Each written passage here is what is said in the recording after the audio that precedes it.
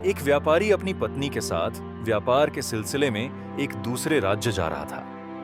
रास्ते में उन्हें डाकुओं ने लूट लिया और वे दोनों गरीब हो गए। परेशान होकर वे एक साधु के पास गए, जिसने उन्हें एक धनी व्यापारी सेठ के पास जाने का सुझाव दिया। व्यापारी ने अपनी पत्नी को सेठ के पास गिरवी रखकर पैसा उधार लिया और व्यापार शुरू किया। जल्द ही वह धनवान हो गया और अपनी पत्नी को वापस लेने गया, लेकिन सेठ ने झूठ बोला कि उसकी पत्नी की मृत्यु हो गई है। व्यापारी फिर से साधु के पास गया, जिसने उसे राजा के दरबार में जाने की सलाह दी। राजा ने सेठ से जवाब मांगा, लेकिन सेठ ने झूठे गवाह पेश किए। साधु ने राजा से 3 घंटे के लिए सिंहासन मांगा और न्याय किया। साधु ने सभी गवाहों से कड़ी पूछताछ की और झूठ को उजागर किया।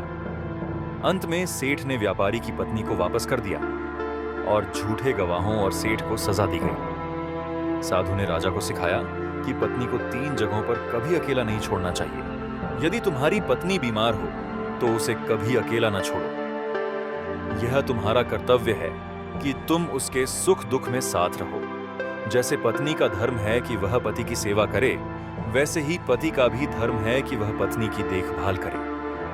यदि किसी ने तुम्हारी पत्नी पर झूठा आरोप लगाया है तो तुम हर स्थिति में उसके साथ खड़े रहो। एक स्त्री अपने माता पिता का घर छोड़कर पति पर भरोसा करती है। यदि तुम उस समय उसका साथ नहीं दोगे तो यह उसका विश्वास तोड़ने जैसा होगा। कभी भूलकर भी अपनी पत्नी को किसी और पुरुष के साथ अकेला मत छोड़ो, चाहे वह तुम्हारा कितना भी भरोसेमंद दोस्त, रिश्तेदार या भाई क्यों ना हो। इस दुनिया में किसी पर भी पूरा विश्वास करना मुश्किल है। कोई भी धोखा दे सकता है। इसीलिए पत्नी को ऐसी परिस्थिति में अकेला छोड़ने की भूल न करना। इस घटना के बाद राजा ने साधु के ज्ञान और न्याय की सराहना की।